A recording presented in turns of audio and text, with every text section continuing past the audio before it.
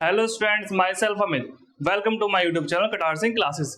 आज हम क्लास 9 का chapter number 5 introduction to Euclid geometry पढ़ने वाले हैं, जिसे हिंदी में बोलते हैं यूक्लिड ज्यामिति।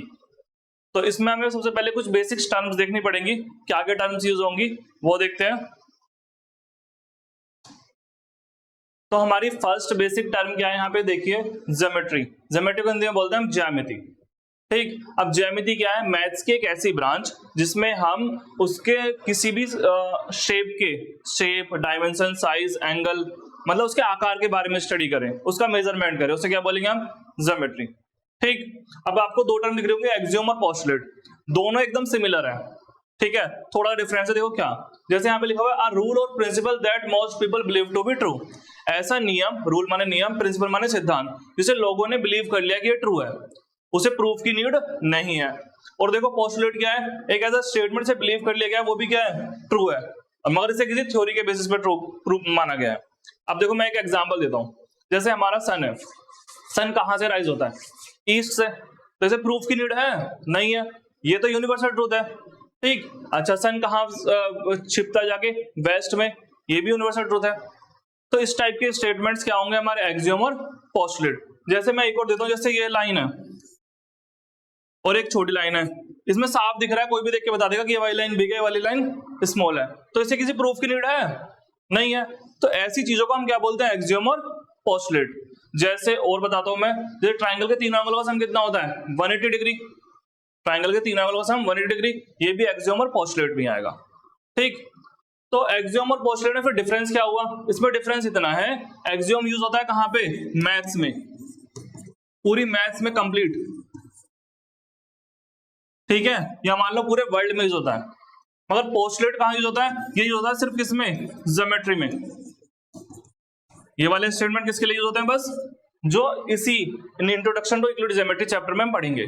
मगर एक्सियोम्स पूरे वर्ल्ड में, या मान लो पूरी कंप्लीट मैथ की बुक में यूज होगा। क्लियर? अच्छा एक और चीज बताता हूं, एक आपने सुना होगा थ्योरम। थ्योरम क्या होता है? देखो थ्योरम आपने जब भी करते हो, आप थ्योरम आप उसका प्रूफ करते हो, यानी कि थ्योरम को नीड होती है किसकी? प्रूफ की। मगर इन दोनों को प्रूफ की नीड नहीं होती। क्लियर?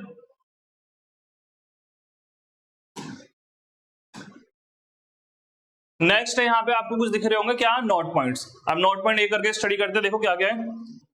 फर्स्ट नोट पॉइंट क्या है? फर्स्ट नोट पॉइंट है, a solid has shape, size, position and can be move from one place to another place.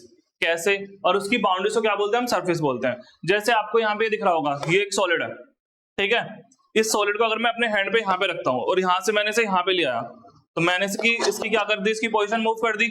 तो यही तो कह रहा है, जिसका शेप है, साइज है, पोजीशन, उसे मूव कर सकते हैं एक प्लेस से दूसरे प्लेस में। और इसकी जो बाउंड्रीज है, इसे क्या बोलेंगे हम लोग? सरफेस बोलेंगे। क्या बोलेंगे? सरफेस। First point clear? ठीक, सेकंड पॉइंट देखते हैं, the boundaries of the surface are curve. अब देखो इसकी जो बाउंड्रीज हैं, या तो कर्व हो सकते हैं या फिर स्ट्रेट लाइन हो सकते हैं। इसकी बाउंड्रीज क्या है? स्ट्रेट लाइन, आपको दिख रहा होगा साफ साफ, ठीक, स्ट्रेट लाइन। और these lines and in points. अब जब ये लाइन एंड हो रही है, कहां पे एंड हो रही है? इसको क्या बोलेंगे हम? पॉइंट। देखो मैं डायग्राम बना के दिखाता हूं, जैसे क्यूबॉइड है, ठीक, अगर मैं इसकी बात करूं, देखो ये पूरा इसकी क्या है?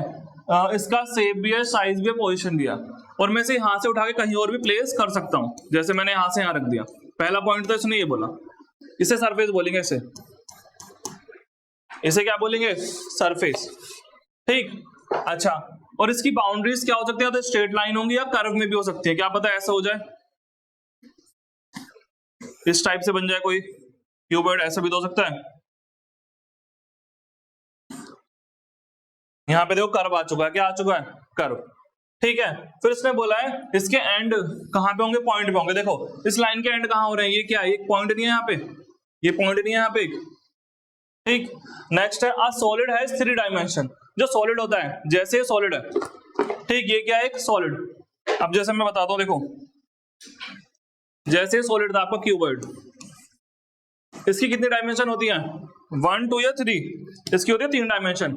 एक हो गई ये लेंथ, एक हो गई ये क्या है? ब्रेथ, और ब्रेथ, और ये जो होती है इसे क्या बोलते हैं हम लोग?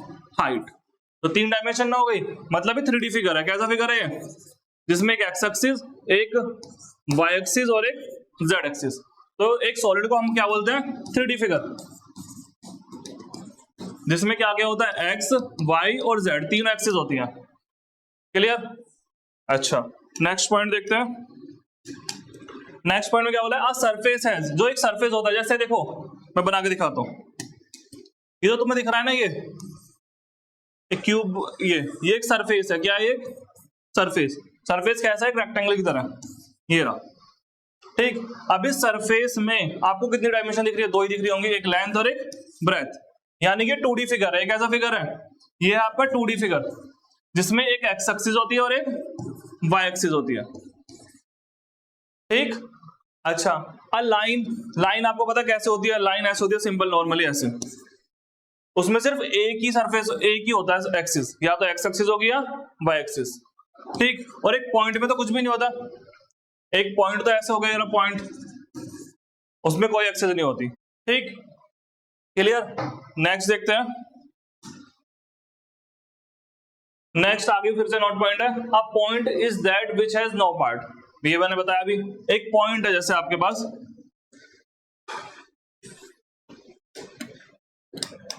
ये पॉइंट है, पॉइंट P, इसके पास कोई पार्ट नहीं है, ठीक है, नो पार्ट।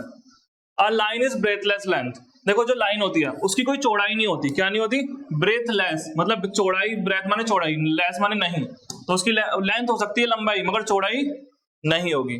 अगला point, the ends of a line, line के एंड, जैसे लाइन है, इस लाइन के एंड क्या होंगे, इन्हें बोलते हैं पॉइंट्स। क्या बोलते हैं, पॉइंट्स, इसे बोलते हैं हम पॉइंट्स, ये भी और ये भी।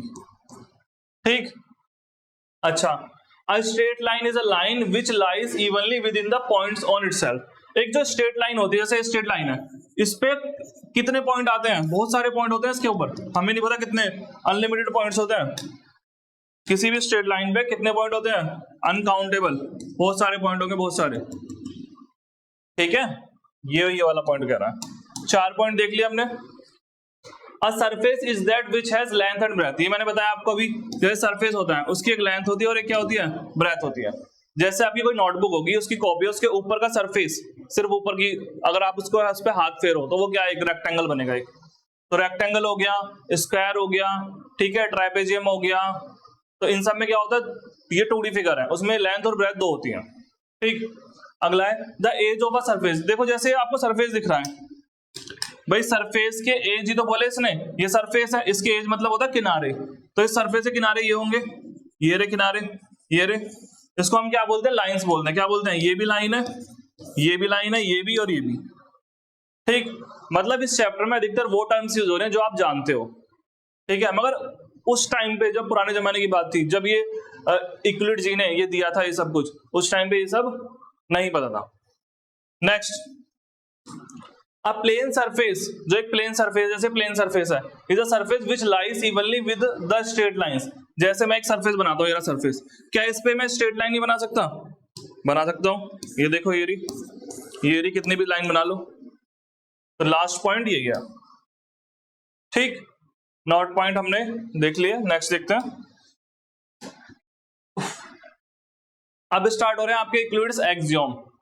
ठीक, एक्सियोम्स आपको पता है जिन्हें मान लिया गया कि वो सच है और उन्हें प्रूफ की नीड नहीं है। देखो एक एक करके समझाऊंगा, आराम से समझना। ठीक, फर्स्ट क्या है, things which are equal to same thing. क्या लिखा हुआ देखो, पढ़ो, थिंग्स मतलब वस्तुएं जो क्या है आपस में, things which are equal to same thing, ऐसी चीजें जो सेम थिंग के इक्वल हो, तो वो आपस में भी क्या होंगी, इक्वल टू वन अनदर। देखो समझते हैं पहला पॉइंट आराम से। जैसे ए मान लो बी के बराबर है और ए बी के बराबर है, things which are equal to same thing, तो सेम थिंग इज बी के बराबर भी किसी और को ले लो, सी को। देखो ये दोनों सेम नहीं हो गए, तो थिंग्स वस्तुएं जो क्या है सेम थिंग के इक्वल हो, तो वो भी क्या होंगे आपस में इक्वल। अगर ए बी के इक्वल है और सी भी बी के इक्वल है, मतलब ये दोनों भी आपस में क्या होंगे, इक्वल। फर्स्ट पॉइंट ये है, clear. Second point, if equals are added to equal. Second क्या बोला है, सेकंड पॉइंट में बोला है if equals are added to equal. अगर किसी इक्वल है मैंने ऐड किया, क्या किया ऐड, वो भी इक्वल चीज है, तो वो होल भी क्या हो जाएगा, इक्वल। समझते देखो, अगर a बराबर b है, मैं इसमें दोनों तरफ c ऐड कर देता हूं, इधर भी c और इधर भी c, तो ये पूरा भी क्या होगा आपस में इक्वल। देखो जैसे समझाता हूं, 5 बराबर 5 है, 5 बराबर 5, और मैंने इसमें क्या करा 3 इधर ऐड किया और 3 इधर, ये दोनों इक्वल थे और मैंने सेम थिंग ऐड करी है। क्या करी है? Same thing, equal. देखो ये लिखा इक्वल्स आर एडेड, सेम चीज ऐड करनी है। तो ये 5 और 3 8 और ये भी 5 और 3 8, तो दोनों इक्वल ना हो गए? वही कह रहा होल आर इक्वल, उसका पूरा ऐड करने के बाद पूरा क्या होगा? इक्वल होगा। ठीक, clear? Second point. Third point, if equals are subtracted from equals, अगर दो इक्वल में से आपने सब्ट्रैक्ट किया क्या इक्वल चीजें, तब भी वो क्या रहेगा? इक्वल रहेगा। जैसे फिर से ले लो, अगर a और b बराबर हैं, अगर मैं इनमें से कोई z घटा दूं, z माइनस कर दूं, तो तब भी ये दोनों क्या रहेंगे आपस में? इक्वल। एग्जाम्पल के लिए 10 बराबर 10 है भाई, इक्वल तो जब भी होंगे जब दोनों नंबर सेम होंगे। इसमें से अगर मैं मान लो 3 माइनस कर दूं, तो तब भी तो 7 7 आएगा। ठीक है, ऐसा लग रहा हो कितनी इजी चीजें पढ़ रहे हैं ना, चैप्टर इजी है। नेक्स्ट देखते हैं, fourth, things which coincide with one another are equal to another one another. देखो क्या है, मान लो एक सर्किल है, एक ये दूसरा सर्किल है और दोनों की रेडियस सेम है। अगर मैं इसे उठा के इसके ऊपर ले आऊं और ये दोनों क्या कर जाए? कोइंसाइड कर जाए। क्या कर जाए? कोइंसाइड, मतलब एक के ऊपर ही एक आ जाए, सेम टू सेम, कुछ भी ना बचे। ठीक है, तो मैं बोलूंगा ये दोनों आपस में क्या है? इक्वल है। एक और एग्जांपल ले लो, मान लो एक स्क्वायर है, ये 4 सेंटीमीटर का स्क्वायर है और ये मेरे पास दूसरा स्क्वायर भी है, ये भी 4 का ही है। अगर मैं इसे उठा के इसके ऊपर लाऊंगा तो कोइंसाइड नहीं कर जाएंगे, एक के ऊपर एक बिल्कुल फिट आएगा, तो इन्हें बोलेंगे आपस में इक्वल है। अगर मैं इसकी जगह पे अब चेंज कर दूं, मैं लेता हूं मान लो 5 वाला, कितने वाला? 5 वाला स्क्वायर, तो ये अगर मैं इसे इसके ऊपर रखूंगा तो ये तो इससे बड़ा आ जाएगा, ऐसे थोड़ा बड़ा आ जाएगा, तो ये तो कोइंसाइड करेगा नहीं, मतलब ये दोनों इक्वल नहीं है। Clear? Next point, the whole is greater than the part. देखो कितना सिंपल सा है, whole is greater than, whole मतलब कंप्लीट पूरा, वो बड़ा होता है किससे? पार्ट मतलब अपने छोटे से भाग से, छोटे से हिस्से से। ठीक है, जैसे एग्जांपल लेता हूं, आप पिज्जा खाते हो, ठीक है, पिज्जा के मैंने मान लो 8 स्लाइस कर दिए, 1 2 3 4 5 6 7 8, और इसमें से मैंने एक स्लाइस, कौन सा वाला, कोई सा भी निकाल लो, मान लो ये वाला स्लाइस निकाल दिया मैंने, ये रहा बाहर। अब ये तो हो गया इसका पार्ट, क्या हो गया ये? और ये पूरा क्या है? होल। होल मतलब पूरा एक कंप्लीट चीज, और ये क्या है? इसका एक छोटा सा भाग है। पार्ट माने भाग, एक पार्ट इसका एक हिस्सा। तो ये पार्ट क्या इससे बड़ा है या ये वाला इससे बड़ा है? देखो ये चीज इससे बड़ी है, ये तो कह रहा है whole is greater than the part, जो पूरा कंप्लीट होता है वो उस एक पार्ट से क्या होता है? बिग होता है। क्लियर? ठीक। Next, things which are double of the same thing are equal one other. Things which are double to the same thing, देखो क्या मतलब है, अगर A टू B है भाई, सेम थिंग का डबल होना चाहिए, क्या होना चाहिए? डबल। और C भी टू B है तो इसका मतलब क्या? A और C क्या होंगे आपस में? इक्वल। भाई सेम थिंग का डबल है, क्या है? सेम थिंग का डबल है, तो ये भी आपस में क्या होंगे? Equal. Clear? Things which are half, half मतलब आधा, इसी की तरह ले लो, आधा कर लो आपकी बार। A जो है वो B का हाफ है, ये वाला पॉइंट, A क्या है? B का हाफ, और C क्या है? वो भी B का हाफ है, तो A और C भी क्या होंगे? इक्वल। ये बिल्कुल फर्स्ट वाला पॉइंट है एक तरीके से, things which are equal to same thing are also equal. तो ये एक्सियोम्स है हमारे, 7 एक्सियोम्स, ठीक, और बहुत ही इजी थे सारे के सारे। ठीक, नेक्स्ट है हमारा यूक्लिड्स पोस्टुलेट्स। अब हमें देखना क्या है? Euclid's postulates. तो फर्स्ट पोस्टुलेट देखते हैं हम, क्या है? देखो पोस्टुलेट 1,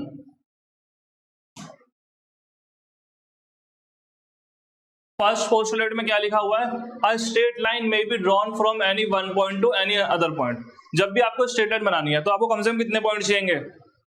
अगर एक स्ट्रेट लाइन बनानी है तो 2 पॉइंट चाहिए कम से कम। कितने चाहिए? 2 पॉइंट। तो जैसे स्ट्रेट लाइन, एक पॉइंट ये रहा मान लो, और एक पॉइंट ये रहा, तो इन दोनों से मैं कितनी लाइन बना सकता हूँ? एक ही तो लाइन बनेगी। तो इसमें बोला है straight line may be drawn from any one point, एक पॉइंट दूसरे पॉइंट तक हम स्ट्रेट लाइन बना सकते हैं। फर्स्ट पोस्टुलेट तो यही है, ठीक। ये आपका फर्स्ट पोस्टुलेट। सेकंड नहीं सॉरी, यहाँ एक्सियोम 5.1 लिखा हुआ है, पोस्टुलेट अभी आगे आएगा। एक्सियोम 5.1 देखते हैं पहले, इसमें क्या लिखा हुआ है। गिवन टू डिस्टिंक्ट पॉइंट, आपके पास दो अलग अलग पॉइंट दिए, जैसे ये थे एक्सियोम 5.1, आपको दो पॉइंट दिए, एक पॉइंट ये रहा, एक पॉइंट ये रहा, ए और ये बी, ठीक। अच्छा, क्या बोला है इसने, इसने बोला है मुझसे given two distinct point there is unique, unique मतलब सिंगल, एक लाइन ही पास हो सकती है इसमें से। बना के देखते हैं, देखो ये मिला दिया, कितनी लाइन बनी, एक ही तो बनी। अगर सपोज करो आप दूसरी लाइन बनाने की कोशिश भी करोगे ना, तो वो लाइन इससे अगर दूसरी लाइन बनाओगे तो इस पॉइंट से नहीं जाएगी फिर वो, तो दो पॉइंट से सिर्फ हम एक ही लाइन बना सकते हैं, याद रखना। अगर आप कहीं थोड़ा बहुत टेढ़ा मेढ़ा भी करोगे तो कोई और लाइन बनेगी, और वो लाइन उस पॉइंट से पास नहीं होगी, दूसरे पॉइंट से पास नहीं होगी। तो दो पॉइंटों से सिर्फ कितनी लाइन बन सकती है, एक। और अगर मैं बोलूं एक पॉइंट से कितनी लाइन बन सकती है, एक पॉइंट से तो मैं इनफाइनाइट लाइन बना सकता हूं, क्लियर, ठीक।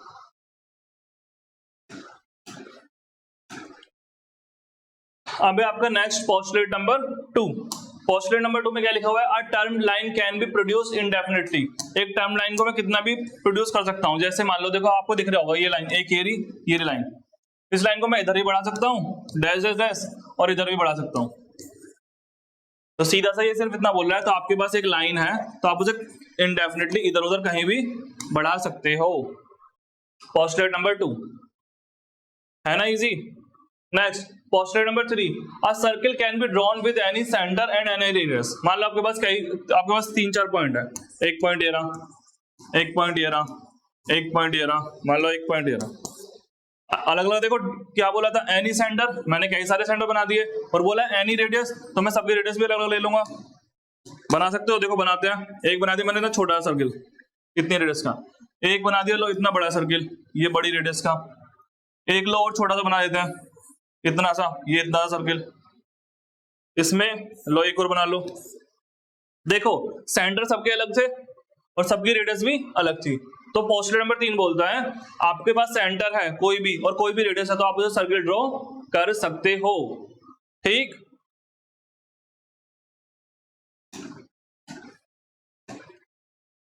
पोस्टुलेट नंबर 4 क्या लिखा हुआ है, ऑल राइट एंगल्स, जितने भी right angles are equal to one another. बिल्कुल सही बात है, ये भी कोई पूछने की बात है। अगर राइट एंगल है, राइट एंगल कितने का होता है, 90 डिग्री का, तो आपस में सारे के सारे क्या होते हैं, इक्वल होते हैं। मान लो एक राइट एंगल मेरे पे ये रहा, एक राइट एंगल ये रहा 90 डिग्री, एक राइट एंगल ये रहा, एक और लो ये रहा, ये तीनों आपस में है तो 90 डिग्री के एंगल, तो आपस में क्या होंगे, equal, clear. Postulate number 4 done. Postulate number 5 देखते हैं। पोस्टुलेट नंबर 5 में क्या लिखा हुआ है, फर्स्ट देखो इस वाले को समझो, इस वाले ये वाला समझ में नहीं आता बच्चों को जल्दी से। क्या लिखा हुआ है, if a straight line falling on two straight line, अगर दो स्ट्रेट लाइन पे एक लाइन फॉल हो रही हो, जैसे यहाँ पे देखो दो स्ट्रेट लाइन दिख रही है आपको, उस पे एक लाइन क्या हो रही है, फॉल हो रही है, ठीक। मेक्स द इंटीरियर एंगल, देखो इंटीरियर एंगल देखो इधर ही बन रहे हैं और ये वाले भी इंटीरियर एंगल है, दोनों बन रहे हैं, ठीक। ऑन द सेम साइड, या तो मुझे दोनों इधर के लेने हैं या दोनों उधर के लेने हैं, together less than 2 right angle, और वो उन दोनों का सम क्या होगा, लेस देन 2 राइट एंगल। देखो क्या मतलब है, अगर मैं इधर वाले एंगल लूंगा तो आपको दिख रहा होगा ये ऑब्ट्यूस एंगल लग रहा है एक टाइप से, तो इन दोनों का सम 180 से तो बिक जाएगा दोनों को जोड़ने पे, ठीक है, क्योंकि ऑब्ट्यूस एंगल क्या होते हैं 90 से बिग और 180 से छोटे। तो अगर इसने बोला कि लेस देन चाहिए मुझे राइट एंगल, क्या चाहिए, उनका सम, यानी कि मैं ये दोनों एंगल लूंगा। क्या मतलब है, देखो सुनो, दो लाइन है ये यहाँ पे, एक येरी एक येरी, और थोड़ा दोनों पैरेलल नहीं होगी, थोड़ा ऐसे होंगी तिरछी, तो इन दोनों लाइनों पे लाइन L1 और ये लाइन L2 और ये लाइन तीसरी इस पे फॉल हो रही है, तो देखो इंटीरियर एंगल इधर ही बन रहा है और इंटीरियर एंगल इधर ही बन रहा है, लेकिन मैं कौन से कंसीडर करूंगा, मैं करूंगा ग्रीन वाले। क्यों, क्योंकि उसने बोला है उन दोनों का सम क्या होना चाहिए, उन दोनों का sum less than 2 right angle से कम होना चाहिए। 2 राइट एंगल किसे बोलते हैं, 2 राइट एंगल, राइट एंगल होते हैं 90 के और दो लेने तो 2 × 90 डिग्री यानी कि 180 डिग्री, यानी कि 180 से कम होना चाहिए। तो अगर मैं इन दोनों की बात करूं 1 और 2 की, तो एंगल 1 प्लस एंगल 2 का सम क्या होगा, 180 से स्मॉल होगा, ये कहना चाह रहा है ये पोस्टुलेट नंबर 5। ठीक, अगर ऐसा होता है, सुनो, अगर इन दोनों का सम 180 से छोटा हो जाए तो ये लाइन पक्का, आगे क्या लिखा हुआ देखो, पढ़ूंगा अभी, ये लाइन पक्का आगे जाके क्या होंगी, मिल जाएंगी। क्या हो जाएंगी, इंटरसेक्ट हो जाएंगी। क्या हो जाएंगी, इंटरसेक्ट। अब ये वाले इन दोनों का सम 3 और 4, एंगल 3 प्लस एंगल 4 का सम तो 180 से बिग आएगा, छोटा आने नहीं वाला। आपको दिख रहा है 90 से बड़ा एंगल है, भी 90 से बड़ा है, तो ये दोनों लाइन कभी भी आगे जाके मीट नहीं करेंगी। क्लियर, देखो आगे पढ़ता हूं मैं क्या लिखा हुआ है, then the two straight lines will produce, अगर मैंने प्रोड्यूस करूं आगे इंडेफिनिटली आगे तक जितना भी, तो मीट ऑन दैट साइड, उसी साइड में जाके मिलेंगी। ठीक, और which the sum of angles is less than two right angles, और इनका सम क्या होगा, राइट एंगल से कम होगा। क्लियर, एक बार फिर बताता हूं, देखो सुनो, एक लाइन ये रही, एक लाइन ये रही, इस लाइन पे तीसरी लाइन गिर रही है। ठीक, अब यहाँ एंगल 1 बन रहा है, एंगल 2, ये एंगल 3, ये एंगल 4। ठीक, ये चारों इंटीरियर एंगल है पहली बात तो, मगर आपको ये देखना है सेम साइड के एंगल को सम। मान लो अगर मैं एंगल 1 प्लस एंगल 2 कर दूं, ठीक है, और दूसरा क्या है एंगल 3 प्लस एंगल 4 करूं, इनमें से किसका सम लेस देन 180 आएगा। तो आपको दिख रहा है ये दोनों एंगल छोटे लग रहे हैं मुझे, देखो, तो इन दोनों का सम क्या आएगा, 180 से छोटा, और इन दोनों का सम 180 से बिग आएगा। तो अगर ये वाले में कंसीडर करता हूं और इन दोनों की लाइन को मैं आगे बढ़ाता हूं, तो ये दोनों आगे जाके मिल जाएंगी, मीट होंगी। क्लियर, ये बोलता है पोस्टुलेट नंबर 5। ठीक, एग्जाम्पल नंबर 1, एग्जाम्पल नंबर 1 से पहले मैं आपको कुछ टर्म्स बताना चाहूंगा। देखो कौन कौन सी टर्म्स।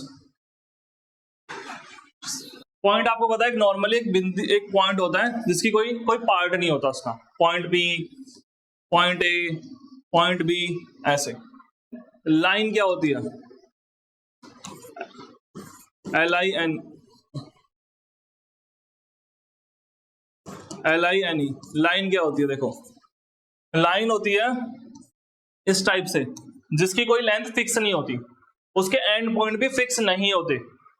ठीक है, और इसे हम लिखते कैसे हैं, उसे लिखते हैं हम ऐसे हैं, AB लिख देते हैं, या फिर कई बार ऐसे भी लिख देते हैं, AB के ऊपर ऐसे, ये लाइन है। ठीक, और लाइन की डेफिनेशन क्या है, line is a breathless length, कि उसकी चौड़ाई नहीं है मगर बस लंबी लंबी है। ठीक, तीसरा लाइन सेगमेंट। लाइन सेगमेंट क्या होता है, जैसे मैंने एक लाइन बनाई और उसके दोनों पॉइंट फिक्स हो जाए, क्या हो जाए, दोनों पॉइंट, दो पॉइंट फिक्स हो उसके, ना इस लाइन को मैं इधर से प्रोड्यूस कर सकता ना उधर से, ना इसे इधर से आगे बढ़ाऊंगा ना उधर से बढ़ाऊंगा, तो इस चीज को बोलते हैं हम लाइन सेगमेंट। उसकी लेंथ फिक्स है 4 सेंटीमीटर, तो 4 सेंटीमीटर ही रहेगी। ठीक, और इसे लिखते कैसे हैं, इसे भी ऐसे लिख देते हैं AB, और या कई बार ऐसे लिख देते हैं AB के ऊपर इस टाइप से। ठीक, क्लियर, अच्छा, या फिर ये बोल सकते हैं ऐसी लाइन सेगमेंट को हम ये भी बोल सकते हैं जिसका हमें स्टार्टिंग पॉइंट भी पता हो और एंडिंग पॉइंट भी पता हो, मगर इसमें इस वाले केस में ना हमें स्टार्टिंग पॉइंट पता ना एंडिंग, क्योंकि हम इसे इधर भी प्रोड्यूस कर सकते हैं राइट हैंड साइड में और लेफ्ट हैंड साइड में भी। नेक्स्ट 4th पॉइंट, रे। रे क्या होता है, देखो रे में क्या होता है, एक तरफ पॉइंट होता है और एक तरफ क्या होता है, एरो होता है। रे में एक तरफ पॉइंट, एक तरफ एरो।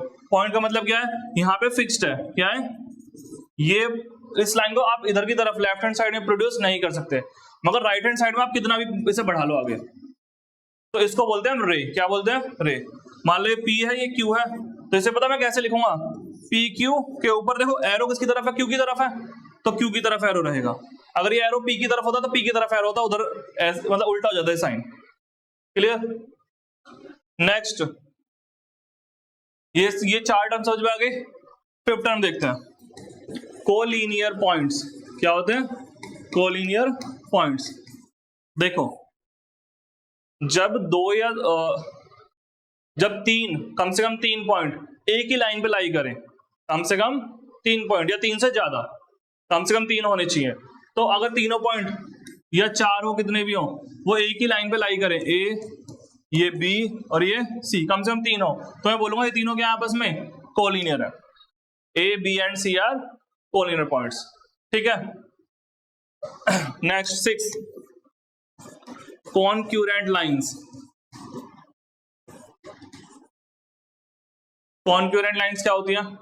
ऐसी लाइन जो एक ही पॉइंट से पास हो रही हो, ये रही, ये सारी सारी एक ही पॉइंट से पास हो रही हो, L1 L2 L3। तो मैं बोलूंगा कैसी लाइन है आपस में? ये कॉन्करेंट लाइन है, ठीक है। कोलिनियर पॉइंट्स क्या आते हैं? जब एक ही लाइन पे तीन या तीन से ज्यादा पॉइंट लाई कर जाएं तो उसे बोलते हैं हम कोलिनियर पॉइंट। और कॉन्करेंट लाइन क्या है? जब एक ही पॉइंट पे कई सारी लाइन लाई करे या उससे पास हो, उसे बोलते हैं। Next 7th, intersecting line. Intersecting line होती है जो कि पैरेलल नहीं होंगी, यानी कि वो लाइन किसी न किसी उनमें एक ना एक पॉइंट कॉमन होगा, एटलीस्ट वन पॉइंट क्या होगा उसमें कॉमन होगा, कम से कम एक ही होता है वैसे तो इंटरसेक्टिंग में, एक ही पॉइंट क्या होगा कॉमन होगा, उसे बोलते हैं इंटरसेक्टिंग लाइन। एक होता है 8वां पैरेलल लाइंस। पैरेलल लाइंस क्या होती है? पैरेलल लाइंस होती है, जैसे मैं यहां बना देता हूं इधर, जैसे ये लाइन इरेजर ले ली क्या?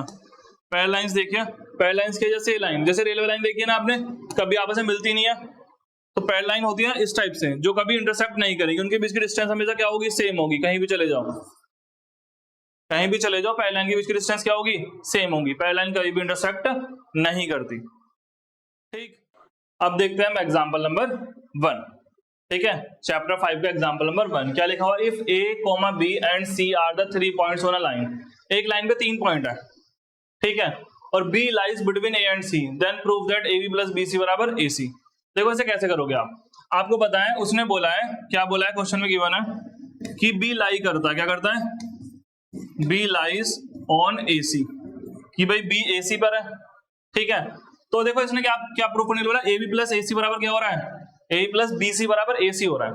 तो अगर मैं AB प्लस BC को ऐड करता हूं तो देखो AB यहां से यहां तक और BC यहां से यहां तक, अगर मैं इन दोनों को ऐड करता हूं तो देखो क्या पूरा AC नहीं बन गया?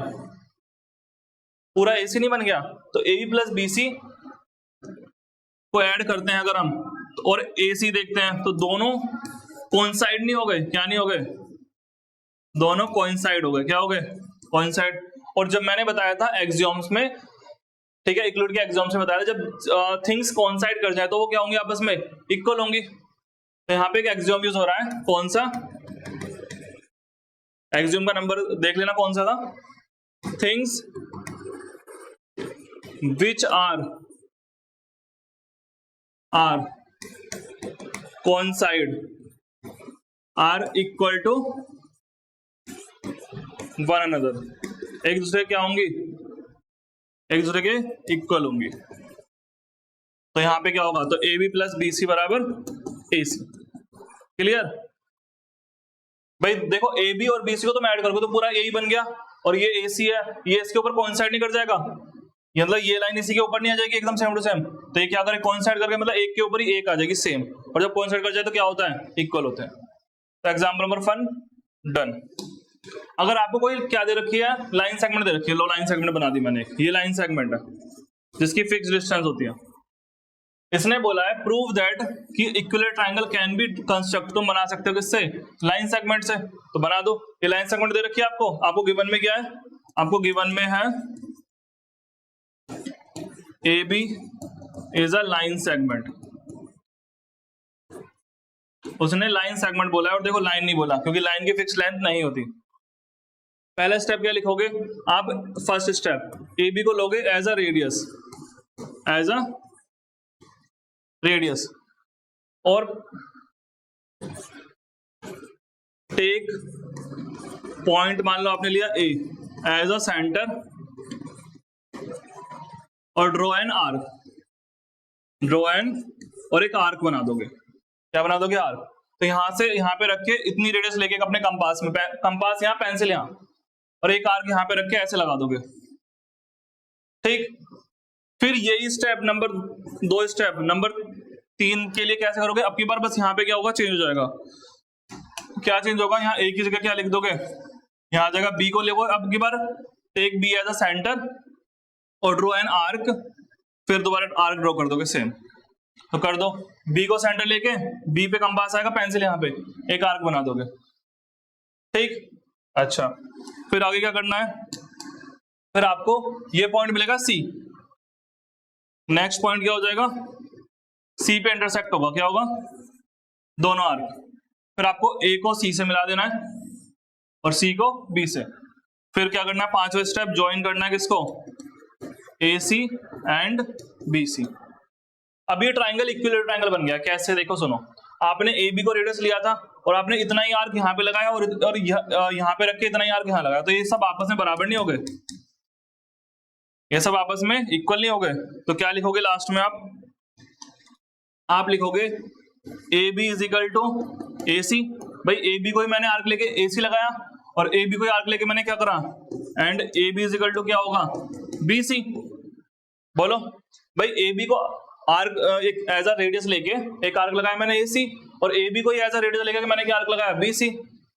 दोनों इक्वल हो गए। अब देखो, अब हमारा axioms, things which are equal to same things, यहाँ पे क्या एक्सियोम यूज होगा, things which are equal to same thing are also equal. तो देखो क्या यूज हो रहा है, देखो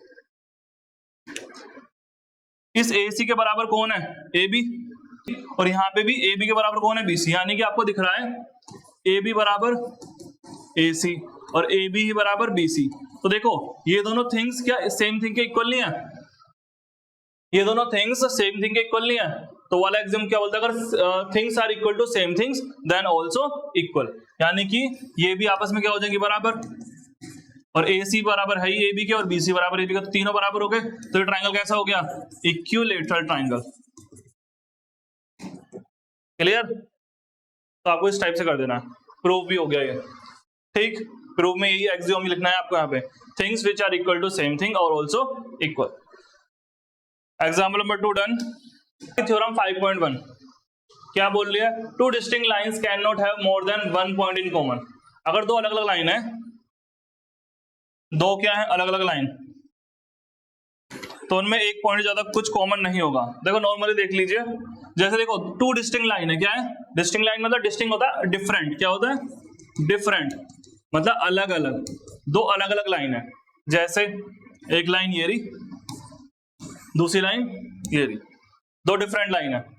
अगर मैं इनमें कॉमन ढूंढना चाहता हूं तो एक ही पॉइंट तो कॉमन मिलेगा, ठीक है, मिलेगा भी। तो अगर दोनों पैरेलल हो गई तो एक भी पॉइंट कॉमन नहीं मिलेगा, ठीक। तो दो डिफरेंट लाइनों में, एक लाइन L1 और एक लाइन L2, दोनों अलग अलग हैं, तो एक ही पॉइंट कॉमन मिलेगा, वो भी इससे क्या बोलते हैं, इंटरसेक्टिंग पॉइंट, ठीक। अगर दोनों लाइन सेम हो गई, कोइंसाइड कर जाए, क्या कर जाए, एक के ऊपर एक लाइन आ जाए, तब मुझे कई सारे पॉइंट मिल सकते हैं।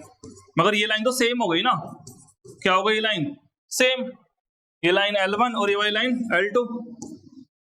मगर अगर डिफरेंट लाइन है, ये दोनों लाइन क्या है, डिफरेंट है, L1 और L2 डिफरेंट है, तो उसमें सिर्फ एक ही पॉइंट आपको कॉमन मिलेगा, ठीक। हम क्लास 9th मैथ्स के चैप्टर 5 के एक्सरसाइज 5.1 के कुछ क्वेश्चंस करने वाले हैं। देखते हैं फर्स्ट क्वेश्चन, ठीक। फर्स्ट क्वेश्चन में ट्रू फॉल्स है, which of the following statements are true. मुझे बताना इनमें से कौन कौन से स्टेटमेंट्स ट्रू हैं, एंड विच आर फॉल्स, और कौन से फॉल्स है, और गिव रीजन, रीजन भी देना है। फर्स्ट है only one line can pass through a single point. बताओ क्या है, एक सिंगल पॉइंट है, सिर्फ एक ही लाइन पास कर सकते हो। आपके पास फर्स्ट वाला बता रहा हूं मैं, आपके पास एक पॉइंट है, ये रहा पॉइंट है, क्या आप इससे एक ही लाइन बना सकते हो ऐसे बस? भाई एक पॉइंट से तो हम इनफाइनाइटली मैनी लाइन बना सकते हैं, कितनी बना लो, ये बना दी, लो ये बना दी, तो ये वाला ट्रू होगा, फॉल्स, तो फॉल्स होगा। क्या रीजन लिखोगे, because we can draw infinitely many lines from a single point. Next, there are an infinite number of lines which pass through two distinct point. अब ये भी गलत है, कैसे, देखो दो डिस्टिंक्ट पॉइंट बोले हैं, डिस्टिंक्ट मतलब होता है डिफरेंट पॉइंट, क्या होता है अलग अलग पॉइंट, दो पॉइंट आपके पास अलग अलग है, मान लो, देखो देखिए सेकंड वाला, एक पॉइंट ये रहा, एक पॉइंट ये रहा। अब मैं इन दोनों से एक लाइन बनाता हूं, बना ली लाइन, ठीक। इसने बोला है दो डिस्टिंक्ट पॉइंट से आप नंबर ऑफ लाइंस पास कर सकते हो इनफाइनाइट, क्या कह रहा है इनफाइनाइट, तो ये गलत है। क्यों, क्योंकि दो पॉइंट से सिर्फ यूनिक लाइन बनती है, ये हमने उसमें पढ़ा था पोस्टुलेट में, इक्विलेटर्स के पोस्टुलेट में। क्या है, अगर मैं कोई अलग लाइन बनाने की कोशिश भी करूंगा ना, मगर वो फिर इससे पास नहीं होगी, इससे दूर हो जाएगी हल्की सी, ऐसे ऐसे चलेंगी, ऐसे इस टाइप से अलग अलग हो जाएंगी। तो याद रखना, मैं दो डिस्टिंक्ट पॉइंट या दो डिफरेंट पॉइंट सिर्फ एक ही लाइन बना सकता हूं, यूनिक लाइन बना सकता हूं, ठीक। यानी कि ये फॉल्स हुआ, ये वाला भी फॉल्स, क्लियर। नेक्स्ट देखते हैं, अ टर्म्ड लाइन। टर्म्ड लाइन कैसे होती है, टर्म्ड लाइन ऐसे होती है, ये टर्म लाइन है, ठीक। Can be produce इंडेफिनिटली on the both side, हाँ बिल्कुल सही, ये तो पोस्टुलेट में लिखा हुआ है इक्वलेट के। तो इसे इस लाइन को क्या मैं प्रोड्यूस कर सकता हूँ इंडेफिनिटली, हाँ बिल्कुल कर सकता हूँ। देखो इधर ही बढ़ा दिया मैंने ऐसे, और इधर ही बढ़ा सकता हूँ मैं इसे ऐसे, क्लियर। तो ये वाला क्या होगा, ट्रू। फॉल्स है तो रीजन देना है, ट्रू में रीजन नहीं देना। If two circles are equal, अगर दो सर्कल इक्वल है, क्या उनकी रेडियाई भी इक्वल होगी, बिल्कुल होगी। भाई एक बार बताओ, फोर्थ वाला देखो यहाँ बता देता हूँ, एक सर्कल ये रहा, एक सर्कल ये रहा, ये दोनों सर्कल इक्वल है, क्या है, इक्वल है। इक्वल मतलब ये दोनों कोइंसाइड है, क्या है, कोइंसाइड, मतलब एक के ऊपर एक पूरा आ जाता है एकदम सेम टू सेम। और जब कोइंसाइड होंगे तो वो क्या होगा, उनकी रेडियस भी क्या होगी, सेम होगी, क्योंकि जब दोनों की शेप बिल्कुल सेम है, इसे इसके ऊपर रखो या इसके उसके ऊपर रखो, इन दोनों को आपस में एक दूसरे के ऊपर रखो, तो इन दोनों की पीछे वाली शेप दिखती नहीं है। या ये मान लो इसे इसके ऊपर रखने से ये वाली शेप नहीं दिखाई देगी, बिल्कुल सेम टू सेम इसके ऊपर ऑक्यूपाई हो जाएगी, ऐसी है। तो ऐसा करने पे ये कोइंसाइड हो गए, क्या हो गए, अगर ये कोइंसाइड है, कोइंसाइड होने पे क्या होता है, दोनों की रेडियस क्या होंगी, ये अगर r1 है ये r2 है, दोनों क्या होंगे आपस में इक्वल, यानी कि बिल्कुल सही बात है। तो फोर्थ वाला क्या हो गया, ट्रू, ठीक। नेक्स्ट फिफ्थ वाला, A B is equal to P Q, A B is equal to P Q और P Q is equal to X Y. देखो यहाँ लिखा हुआ है, ये जो ए बी है ये किसके बराबर है, पी क्यू के, और ये कह रहा है ये पी क्यू किसके बराबर है, पी क्यू बराबर है किसके, एक्स वाई के। तो क्या अब ए बी और एक्स वाई इक्वल होंगे, बिल्कुल होंगे। कैसे पता लगा मुझे, जो फर्स्ट एक्सियोम था हमारा उसमें लिखा हुआ था things which are equal to same thing, things which are equal to same thing are also equal. तो देखो भाई ये ए बी किसके बराबर है, पी क्यू के, और ये एक्स वाई देखो इधर एक्स वाई भी किसके बराबर है, पी क्यू के। तो ये दोनों थिंग्स सेम थिंग के इक्वल नहीं है, तो ये दोनों भी आपस में क्या होंगी, इक्वल, क्लियर। तो आपको इसमें अगर रीजन देना है तो एक्सियोम लिख सकते हो, things which are equal to same thing are also equal, ठीक। तो ये क्या होगा, ट्रू, क्लियर। तो हमारा क्वेश्चन नंबर फर्स्ट हो गया एक्सरसाइज 5.1 का। नेक्स्ट देखते हैं हम, नेक्स्ट है हमारा एक्सरसाइज 5.1 का क्वेश्चन नंबर 2। क्या लिखा हुआ है देखते हैं, give a definition for each of the following terms, इन सभी टर्म्स की मुझे डेफिनेशन देनी है, ठीक। और क्या लिखा हुआ है, आर देयर अदर टर्म्स, क्या कोई और टर्म भी है that need to be defined, इनमें डिफाइन करना पड़ेगा। जब मैं इसकी डेफिनेशन दूंगा तो उसमें कुछ टर्म्स आएंगी, क्या मुझे उन्हें भी डिफाइन करना चाहिए, अगर होगा तो मैं करूंगा डिफाइन। What are they, और ये है क्या, how am I to define them, तुमने कैसे डिफाइन करोगे जो टर्म आएंगी। जैसे फर्स्ट की बात करते हैं, फर्स्ट क्या लिखा हुआ है यहाँ पे, पैरेलल लाइंस। पैरेलल लाइंस आपको पता है कैसी होती हैं, जो कभी आपस में मिलती नहीं है, जैसे रेलवे लाइन, रेलवे लाइन जैसे ऐसे, ठीक है, वो कभी आपस में मिलती नहीं है। तो पैरेलल लाइन की डेफिनेशन क्या दोगे, पैरेलल लाइंस क्या होती है, lines which are never intersect are called parallel lines. ऐसी लाइन जो कभी भी इंटरसेक्ट ना करे तो उन्हें क्या बोलते हैं हम लोग, parallel lines. Lines which are never intersect to each other, ये भी लिख सकते हो, never intersect to each other are called parallel lines. अब यहाँ पे देखो इसने बोला था कुछ टर्म आएगी तो उन्हें भी डिफाइन करना है। जैसे मुझे यहाँ पे दिख रहा है टर्म क्या है, मुझे यहाँ पे टर्म दिख रही है, एक लाइन क्या होता है, लाइन पहले टर्म तो ये देखिए, इसे डिफाइन कर देंगे चलो हम। और बोला इंटरसेक्ट क्या होता है, इंटरसेक्ट को डिफाइन कर देंगे हम। बस ये दो ही वर्ड आ रहे हैं। देखो लाइंस क्या होती है, लाइंस एक ब्रेथलेस लेंथ है, क्या है, it is a breathless length. Line क्या है, एक ब्रेथलेस लेंथ है, ठीक है।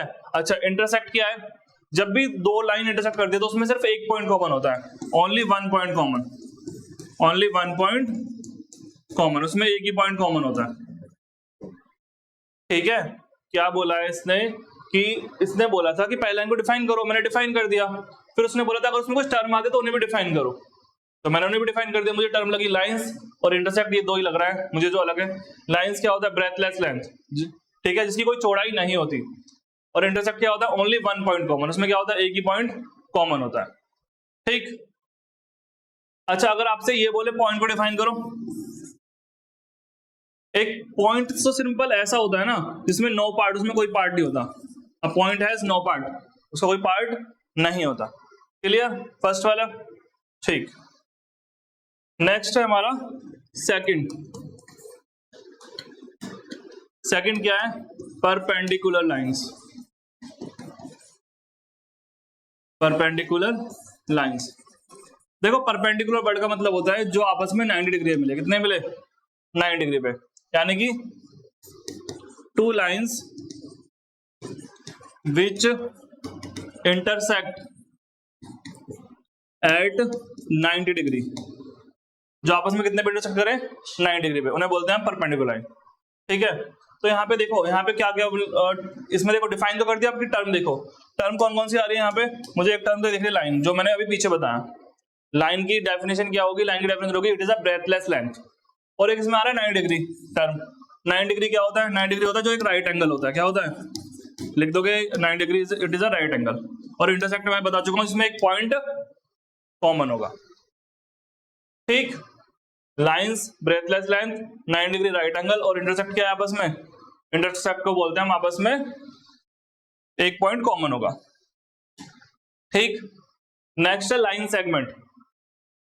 नेक्स्ट क्या है आपका? Line segment. Third, line segments. Line segment, ठीक। लाइन सेगमेंट क्या होता है? देखो लाइन सेगमेंट और लाइन में एक डिफरेंस है। जो लाइन होती है उसकी लेंथ फिक्स नहीं होती, मगर लाइन सेगमेंट की लेंथ फिक्स होती है। कैसे? क्योंकि हमें उसके पॉइंट पता होते हैं। लाइन सेगमेंट ऐसे होता है, ठीक।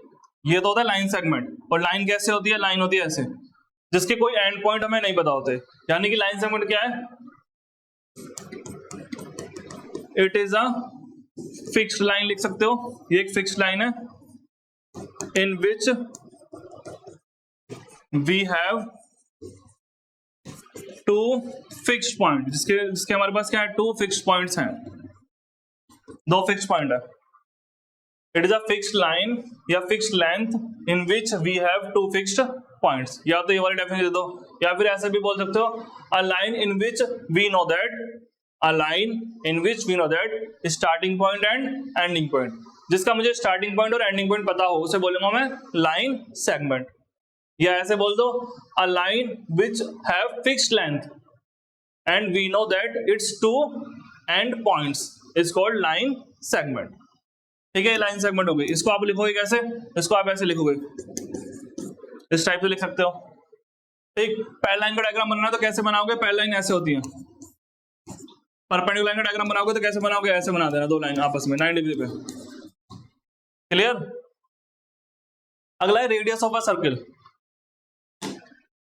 फोर्थ पॉइंट,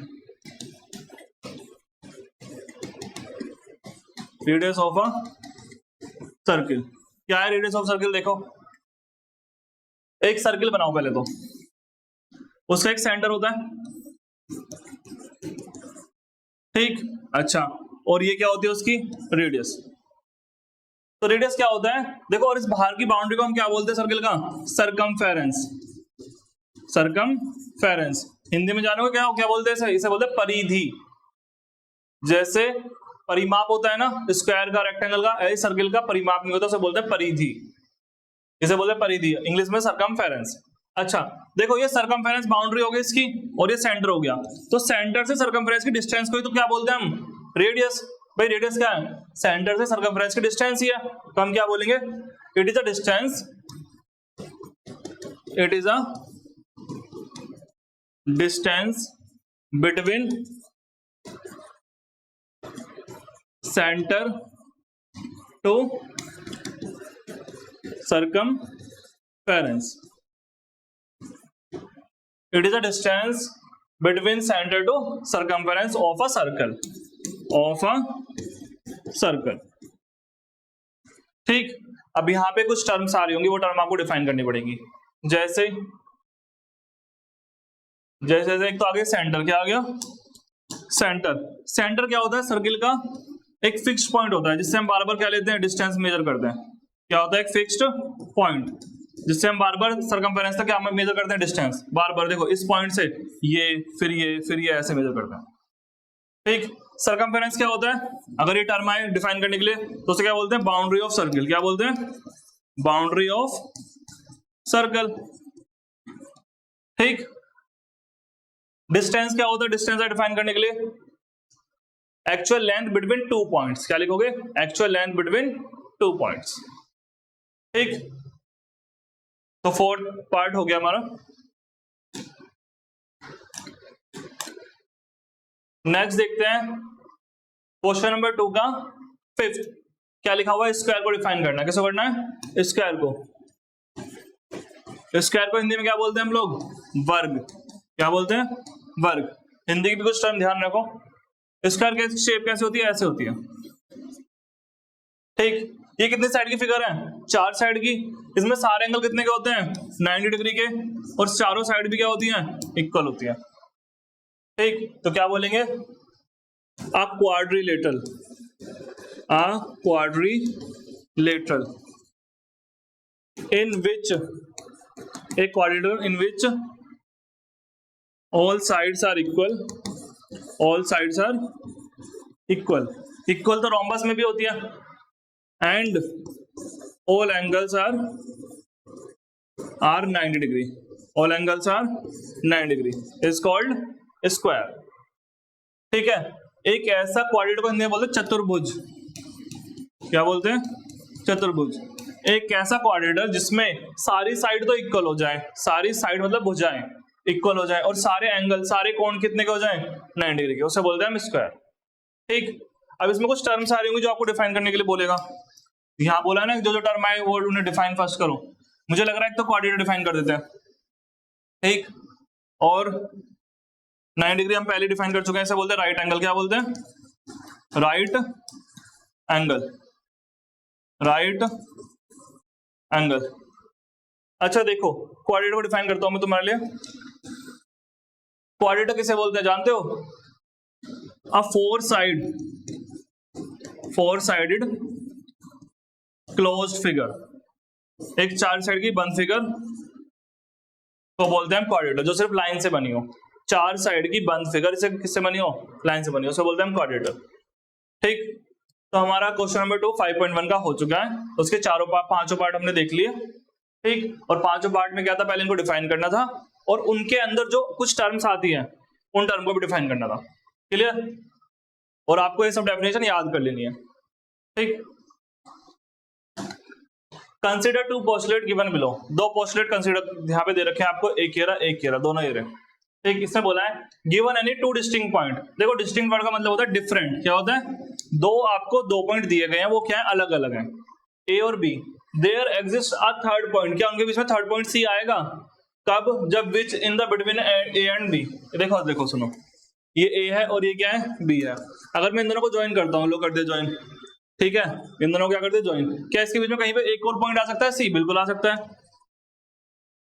हमने ये एक चीज ये पढ़ी थी एक्सियोम में, पोस्टुलेट में, उसमें क्या लिखा हुआ था, ये लिखा हुआ था कि एक लाइन के अंदर मैनी पॉइंट्स लाई कर सकते हैं, एक a line contain many points. Clear, तो बिल्कुल ट्रू बात है, सही बात है।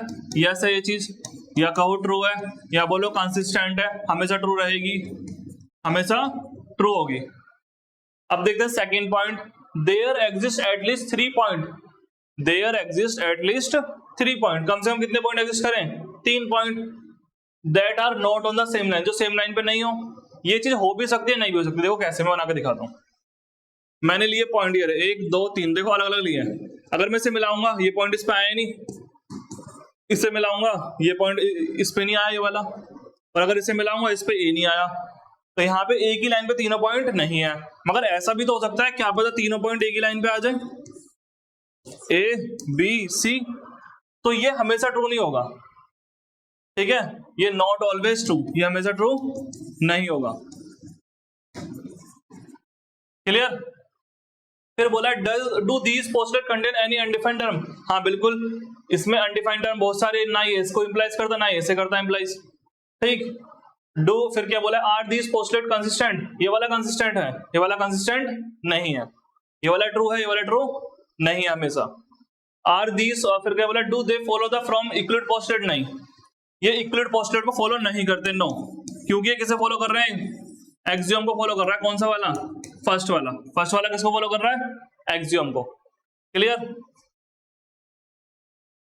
अब हमारा एक्सरसाइज 5.1 का क्वेश्चन नंबर 4, देखो क्या लिखा हुआ है, if a point C lie between 2 points A and B such that AC is equal to BC, then prove that ये, explain by drawing the figure। चलो फिगर बना देते हैं।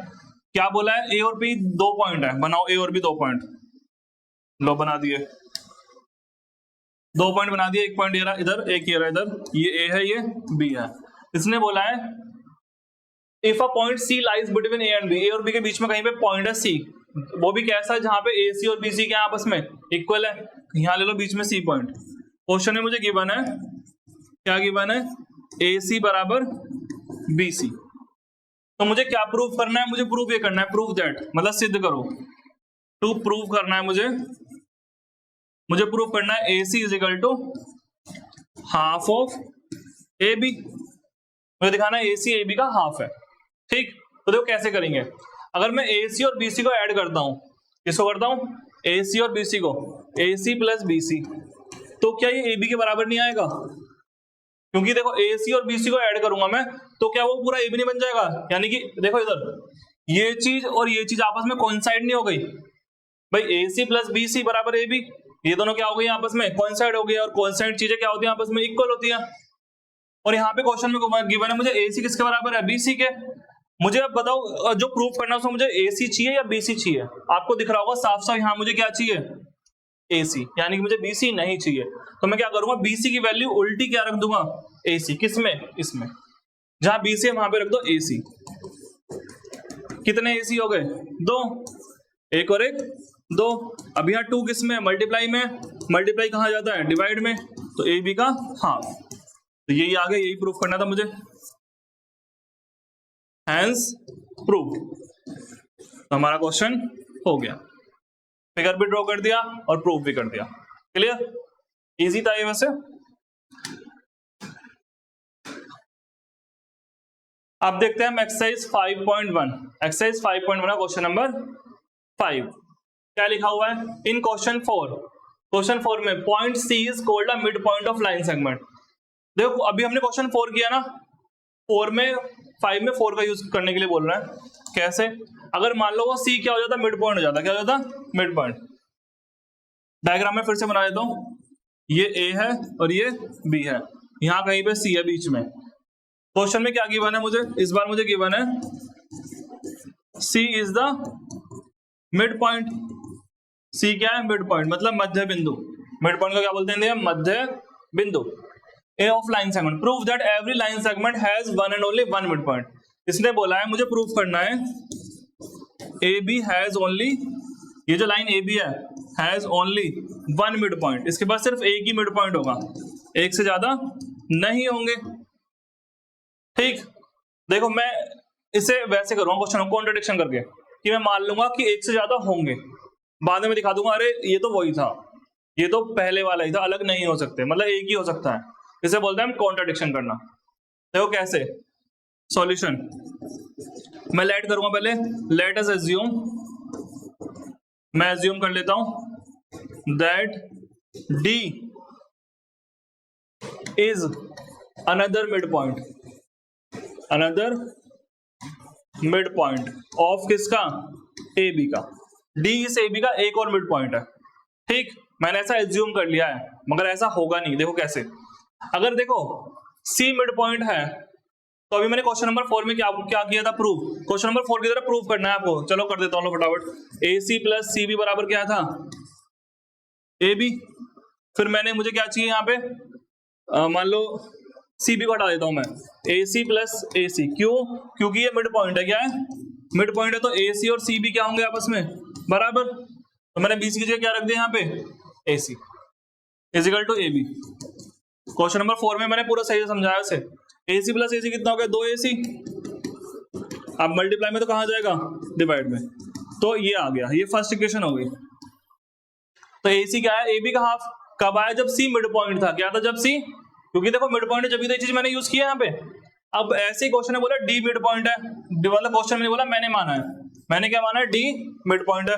तो सिमिलरली क्या मैं ये नहीं बोल सकता एडी भी मिड पॉइंट, डी भी मिड पॉइंट, तो एडी भी क्या आएगा, ए बी का हाफ आ जाएगा। यहाँ कहीं पे मान लो सी की जगह एक और मिड पॉइंट है डी, क्या है, डी। तो एडी और डी बी क्या है आपस में बराबर, एडी और डीबी के आपस में बराबर। तो मैं फिर से यही कर दूंगा, एडी प्लस डीबी बराबर ए बी, जैसे इसके लिए किया था। फिर डीबी की जगह क्या रख दूंगा यहाँ पे, एडी। कितने एडी हो जाएंगे, 2 एडी। अभी मल्टीप्लाई में तो कहाँ जाएगा, डिवाइड में, तो यही नहीं आ जाएगा, ये डिवाइड में चला जाएगा। तो ये हो गई सेकंड इक्वेशन। अब देखो फर्स्ट और सेकंड इक्वेशन में डिफरेंस देखो। फर्स्ट एंड सेकंड में जो आपका फर्स्ट एक्सियोम बोलता था, things which are equal to same thing, things which are equal to same thing, देखो सेम थिंग के इक्वल है। ये दोनों थिंग्स जो सेम थिंग के इक्वल है, ये आपस में भी क्या होंगी, इक्वल होंगी। तो बाय यहां पे लिखोगे एक्सियोम, उसको एक्सियोम लिखोगे, क्या लिखोगे, things which are equal to same thing are also equal, things which are equal to same thing are also equal। इसके बाद क्या करना है, इसके बाद आपको ये करना है, मैं इधर से रफ कर देता हूं।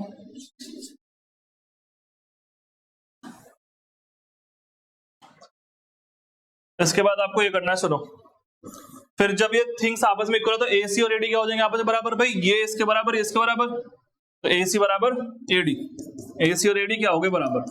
अब आप ये बताओ मुझे, यहाँ पे देखो ए से सी तक जाने पे और ए से डी तक जाने पे दोनों इक्वल लेंथ है, भाई ये लेंथ ही तो है, ये दोनों क्या आपस में इक्वल है। यानी कि अगर ये 10 है तो ये भी क्या होगा 10। तो ऐसा तो कभी हो नहीं सकता ये दोनों पॉइंट अलग अलग जगह हो, ये दोनों पॉइंट तो एक ही जगह होंगे। भाई अगर मैं यहां से यहां तक जा रहा हूँ ये भी 10 है, और यहां से यहां तक जा रहा हूँ ये भी 10 है, तो ऐसा तो हो ही नहीं सकता, या तो उससे ज्यादा होगा या उससे कम होगा। मगर यहाँ पे हो रहा है इक्वल, क्या हो रहा है, इक्वल। इक्वल कब होगा, जब ये पॉइंट यहीं पर होगा। यानी कि this implies C and D are coincide, ये दोनों एक ही जगह पर है। सो आवर अजम्पशन इज, जो मेरा अजम्पशन था, मैंने अनुमान लगाया था, आवर अजम्पशन इज रॉन्ग, मेरा अनुमान क्या है, गलत निकला। ठीक, फिर लास्ट में लिख दोगे, क्या लिख दोगे लास्ट में, तो a line A B has only one mid point. Clear, ठीक। Question number 5 done. अब देखते हैं एक्सरसाइज 5.1 का क्वेश्चन नंबर 6। क्या लिखा हुआ है, if AC is equal to BD, अगर AC और BD बराबर है तो मुझे प्रूफ करना है AB बराबर CD। ये क्वेश्चन 2 बार लिख चुका है यहां से, इतना सा क्वेश्चन है सिर्फ। अगर AC और BD बराबर है, यानी कि मुझे गिवन क्या है, मुझे गिवन है इस क्वेश्चन में AC बराबर किसके है, BD के। तो मुझे क्या प्रूफ करना है, मुझे प्रूफ करना है क्या AB और CD भी क्या होंगे, इक्वल होंगे। AB और CD भी क्या होंगे, इक्वल होंगे। ठीक, देखो कैसे करेंगे, जो पहले गिवन है उसी को यूज करूंगा मैं। AC किसके बराबर है, BD के। अब AC ढूंढो कहाँ है, AC देखो यहां से यहां तक, और BD कहाँ है, BD यहां से यहां तक। ठीक, दोनों दिख गए आपको, AC भी दिख गया, BD भी दिख गया। अब इस AC BD में क्या कॉमन है, आपको दिख रहा है, देखो BC, ऊपर B और BC, यानी कि BC कॉमन है। अगर मैं इस AC में से ये BC हटा दूं तो क्या बचेगा, यहां तक नहीं बचेगा, यहां तक, AB तक। यानी कि मुझे क्या करना है, BC माइनस करना है। और ऐसे अगर मैं इस BD में से BC हटा दूं तो क्या बचेगा, ये नहीं बचेगा, CD। और यही मुझे प्रूफ करना है, देखो। यानी कि मैं क्या करूंगा, सब्ट्रैक्ट, क्या subtract, BC on both side. मैं दोनों तरफ से क्या घटा दूंगा, BC माइनस कर दूंगा। करो माइनस, AC माइनस BC, इधर भी BD माइनस BC। अगर इस AC में से, इस पूरे AC में से अगर ये BC कट गया, ये कट गया, तो क्या बचा, यहां से यहां तक नहीं बचा, क्या नाम है उसका, AB। और ऐसे ही अगर इस पूरे BD में से मैंने BC हटा दिया तो क्या बचा, CD नहीं बचा, तो ये क्या हो जाएगा यहाँ पे, CD। हैंस प्रूव्ड, है ना, कितना इजी, थोड़ा सोचने की बात थी बस। क्लियर। अब देखते हैं हम एक्सरसाइज 5.1 का क्वेश्चन नंबर 7। देखो क्या लिखा हुआ है, Why is axiom 5 is in the list of include axiom considered as a universal truth। देखो जो यूक्लिड के एक्सियोम्स है उसमें एक्सियोम जो 5 नंबर है वो उसे यूनिवर्सल ट्रूथ हम क्यों कंसीडर करते हैं? देखो वो वैसे ट्रू है हमेशा, क्यों बता देता हूँ। याद है आपको क्या है एक्सियोम 5? क्या कह रहे हो, याद नहीं रहते? मुझे भी नहीं रहते, मैंने भी याद किया अभी इसके लिए। देखो कैसे एक्सियोम 5 क्या होता है। एक्सियोम 5 ये है, whole is greater than part. जो होल होता है, कंप्लीट होता है पूरा, वो क्या होता है, बड़ा होता है किससे? पार्ट से। देखो कैसे, मान लो एक बड़ी लाइन है, ये पूरी लाइन है कितने की, 10 सेंटीमीटर की है। अगर मैं इसमें से एक लाइन काट दूं छोटी सी, 2 सेंटीमीटर काट दी मान लो, तो क्या ये तो हो गया इसका पार्ट, क्या हो गया पार्ट, और ये क्या हो गया होल। तो अब बताओ मुझे, क्या होल बड़ा है या पार्ट बड़ा है? होल बिग है, यानी कि होल जो है वो क्या है, बिग है किससे, अपने पार्ट से। यही तो लिखा हुआ है, यही तो एक्सियोम 5, इसलिए से क्या बोलते हैं हम लोग, यूनिवर्सल ट्रूथ। एक और एग्जांपल ले लेते हैं। लो मान लो एक पिज्जा है, पिज्जा के मैंने 4 पीस कर दिए, उसमें से एक पीस मैंने अलग कर दिया, तो क्या ये एक पीस इस पूरे से बिग है स्मॉल है? ये स्मॉल है, और ये वाला क्या है इससे बिग, ठीक है। तो वही कह रहा है ये जो होल है वो क्या है, अपने पार्ट से क्या है, ग्रेटर है, बिल्कुल ग्रेटर है। क्लियर? तो क्वेश्चन नंबर 7 में सिर्फ इतना ही था।